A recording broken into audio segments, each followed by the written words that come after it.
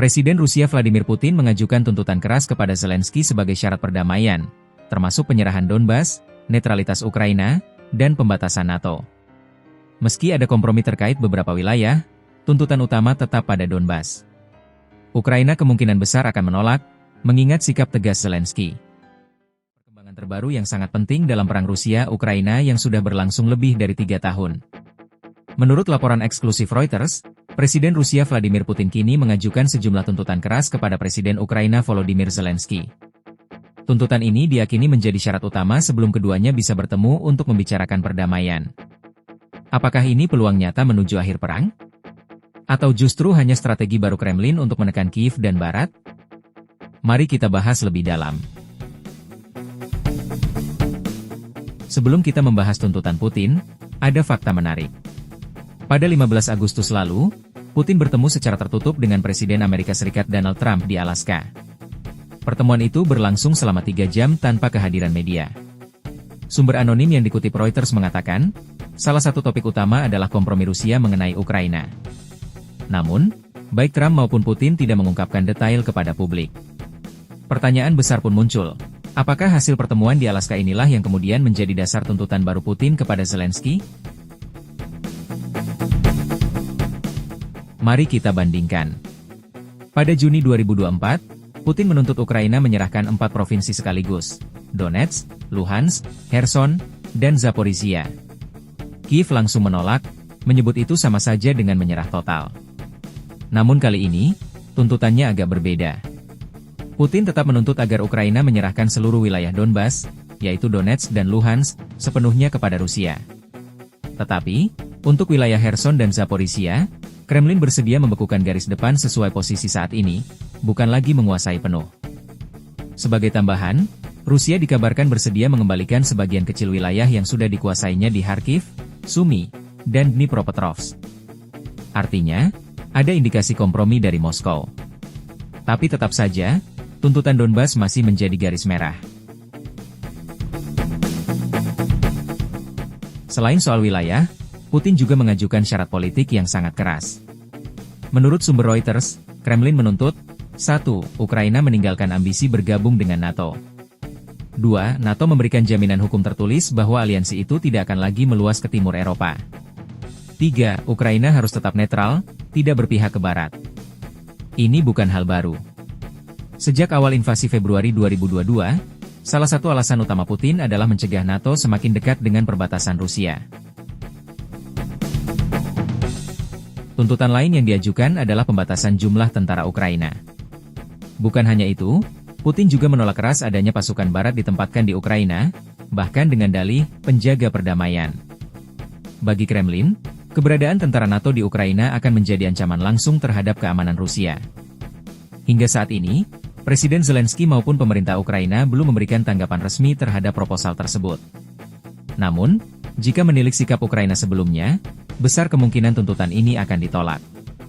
Zelensky berulang kali menegaskan bahwa Ukraina tidak akan menyerahkan wilayahnya, apalagi Donbas yang menjadi simbol perlawanan nasional. Pertanyaannya, apakah kali ini Ukraina akan tetap tegas, atau mulai membuka peluang kompromi karena tekanan perang yang begitu berat?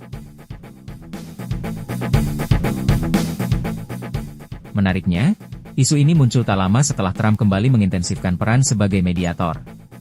Dalam konferensi pers bersama Putin, Trump menyebut pertemuan di Alaska sebagai langkah awal menuju perdamaian. Walau detailnya dirahasiakan, jelas Washington punya andil dalam mendorong skenario kompromi ini. Jika Trump berhasil mempertemukan Putin dan Zelensky, bukan tidak mungkin Amerika Serikat akan mengklaim peran utama sebagai pencipta perdamaian. Mari kita analisis. Bagi Rusia, tuntutan ini masih sesuai dengan narasi mereka. Donbas harus menjadi milik Rusia, NATO harus menjauh. Bagi Ukraina, menerima tuntutan ini akan dianggap pengkhianatan. Menyerahkan Donbas sama artinya dengan mengorbankan ribuan nyawa yang sudah gugur dalam perang. Bagi Eropa, kompromi seperti ini bisa dianggap melemahkan prinsip kedaulatan negara, sekaligus memberi sinyal buruk bagi negara lain di perbatasan Rusia. Dengan kata lain, meskipun tanpa ada jalan keluar, realisasinya tetap sangat sulit. Jika Ukraina menolak, yang kemungkinan besar akan terjadi, maka perang bisa terus berlanjut tanpa kepastian akhir. Bahkan, Rusia bisa saja kembali meningkatkan serangan untuk memaksa Kiev tunduk. Sebaliknya, jika Ukraina menerima, Zelensky akan menghadapi gejolak politik dalam negeri. Rakyat bisa menuduhnya menyerah pada Kremlin. Inilah dilema terbesar yang dihadapi Ukraina saat ini. Pemirsa, jelas bahwa tuntutan Putin ini menjadi titik krusial. Apakah ini benar-benar langkah menuju perdamaian? Atau hanya strategi baru untuk menguatkan posisi Rusia dalam negosiasi? Kita masih menunggu reaksi resmi dari Zelensky. Sementara itu, dunia terus menyoroti apakah rencana pertemuan Putin-Zelensky akan benar-benar terlaksana, dan di mana lokasi rahasia yang sedang dipertimbangkan.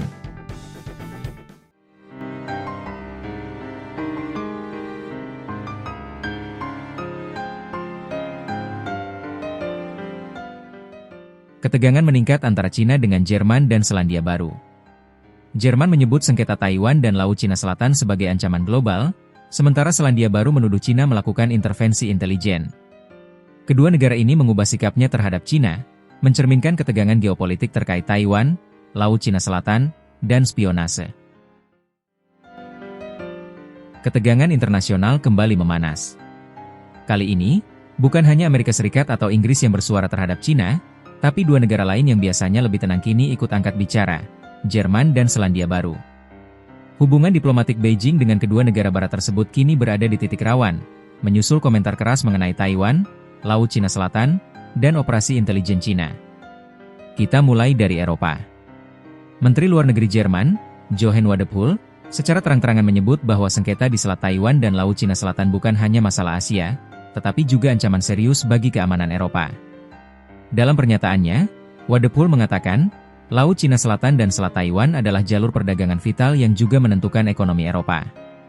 Setiap eskalasi militer di kawasan itu akan mengguncang stabilitas global. Bahkan, Jerman dan Eropa akan terkena dampaknya langsung, baik secara ekonomi maupun keamanan. Lebih jauh, Wadephul mengaitkan konflik Ukraina dengan dinamika di Asia. Ia menegaskan bahwa dukungan Cina dan Korea Utara terhadap Rusia memperburuk perang di Eropa, dan pada saat yang sama menciptakan ketidakstabilan di Indo-Pasifik. Komentar ini jelas membuat Beijing murka. Cina segera memperingatkan Berlin untuk tidak ikut-ikutan, menghasut konfrontasi, dan menambah ketegangan di kawasan. Bukan hanya Jerman, Selandia Baru yang biasanya dikenal sebagai negara dengan diplomasi lembut, juga terlibat adu argumen dengan Cina. Pemicunya adalah laporan Badan Intelijen Keamanan Selandia Baru, yang menyebut Cina sebagai aktor asing paling aktif dalam melakukan intervensi politik dan intelijen di negara itu. Beijing langsung membalas tuduhan ini dengan keras. Kedutaan Besar Cina di Wellington menyebut tuduhan itu hanya fitnah yang dikemas ulang dari narasi negara-negara barat lain. Meski demikian, pernyataan keras itu menunjukkan bahwa hubungan bilateral yang sebelumnya cukup stabil kini berada di bawah bayang-bayang kecurigaan. Lalu, apa yang sebenarnya dipertaruhkan di balik ketegangan ini? 1. Laut Cina Selatan. Wilayah ini merupakan jalur perdagangan internasional paling sibuk di dunia. Setiap tahun, barang senilai triliunan dolar melintas di kawasan ini. Cina mengklaim hampir seluruh Laut Cina Selatan dengan Ninedashline-nya, meski klaim itu ditolak pengadilan internasional. 2. Taiwan. Pulau ini dianggap Cina sebagai bagian dari kedaulatannya, meski memiliki pemerintahan sendiri yang demokratis. Konflik di Selat Taiwan akan berdampak besar pada stabilitas rantai pasok global, terutama semikonduktor. 3. Intelijen spionase. Tuduhan campur tangan asing yang diarahkan ke Cina semakin sering muncul di negara-negara barat, termasuk Amerika, Kanada, Australia, dan kini Selandia Baru. Isu ini semakin memperburuk citra Beijing di mata publik internasional. Dari sisi geopolitik, langkah Jerman cukup mengejutkan. Selama ini, Berlin dikenal berhati-hati terhadap Cina karena keduanya memiliki hubungan ekonomi yang sangat erat. Namun kini, komentar tegas mengenai Laut Cina Selatan menandai perubahan sikap Eropa yang semakin solid dalam menghadapi Beijing. Di sisi lain, Selandia Baru yang merupakan bagian dari aliansi intelijen VVAS bersama Amerika, Inggris, Kanada, dan Australia, mulai lebih terbuka menuding Cina secara langsung. Artinya, Beijing kini menghadapi tekanan bukan hanya dari Washington, tapi juga dari negara-negara yang dulu cenderung netral. Beijing tentu tidak tinggal diam. Dalam pernyataan resminya, Cina mengecam Jerman karena dianggap ikut memprovokasi ketegangan regional. Menuduh Selandia Baru menyebarkan fitnah mengenai operasi intelijen. Menegaskan bahwa pihak Barat harus berhenti mencampuri urusan internal Cina, termasuk soal Taiwan. Namun, respons keras ini justru bisa semakin mengisolasi posisi Cina di kancah diplomasi internasional. Pemirsa, jelas bahwa ketegangan geopolitik ini semakin meluas. Bukan hanya Amerika Serikat, tetapi Eropa dan Pasifik Selatan kini ikut terseret dalam rivalitas dengan Beijing. Pertanyaannya, apakah ini pertanda bahwa dunia sedang menuju era baru perang dingin dengan Cina sebagai pusat perhatian? Ataukah masih ada peluang diplomasi untuk meredam ketegangan?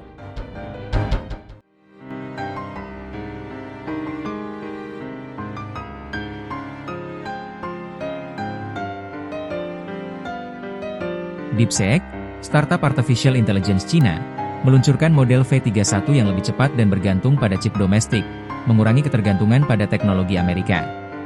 Ini memperkuat kemandirian AI Cina dan menantang dominasi global, menawarkan biaya lebih rendah dan infrastruktur artificial intelligence untuk pasar domestik. Hari ini kita akan membahas kabar panas dari dunia teknologi. Startup AI asal Cina, DeepSeek, baru saja meluncurkan model terbaru mereka, DeepSeek V31. Model ini tidak hanya lebih cepat, tapi juga dioptimalkan untuk chip buatan dalam negeri, tanpa bergantung pada chip Amerika. Langkah ini bisa menjadi game changer dalam persaingan teknologi global, apalagi mengingat ketegangan panjang antara Amerika dan Cina dalam hal kecerdasan buatan dan semikonduktor. DeepSeek mengumumkan V31 melalui akun resmi WeChat mereka. Model ini menggunakan format presisi UE8M0FP8, sebuah teknologi yang disesuaikan dengan chip domestik generasi terbaru. Artinya, model ini bisa berjalan lebih cepat, lebih efisien, dan mendukung kemandirian teknologi Cina. Meskipun perusahaan belum mengungkapkan siapa produsen chip tersebut, ini jelas sinyal bahwa Beijing semakin serius membangun ekosistem semikonduktornya sendiri. Selain itu, V31 punya struktur inferensi hibrida. Dengan fitur ini, pengguna bisa memilih dua mode penalaran, untuk analisis mendalam. Mode non-penalaran, untuk penggunaan ringan dan cepat. Bahkan ada tombol khusus bernama Deep Thinking di aplikasi dan platform web resmi mereka. Langkah DeepSeek ini tidak bisa dilepaskan dari perang dagang teknologi Amerika-Cina. Pada masa pemerintahan Donald Trump, Amerika memperketat ekspor chip canggih ke Cina. Tujuannya jelas, membatasi perkembangan AI dan teknologi tinggi di Beijing. Tapi kini, meski pembatasan sudah dicabut, Cina justru balik menyerang. Beijing meminta perusahaan lokal tidak lagi menggunakan chip Amerika. Bahkan, tersiar kabar bahwa Nvidia diminta berhenti memproduksi chip H20 yang khusus dirancang untuk pasar Cina. Ini adalah bentuk balas dendam teknologi. Cina ingin menunjukkan bahwa mereka tidak butuh chip Amerika untuk berkembang. Nama DeepSeek mungkin masih baru bagi sebagian orang, tapi perusahaan ini sempat menggemparkan dunia teknologi awal 2025.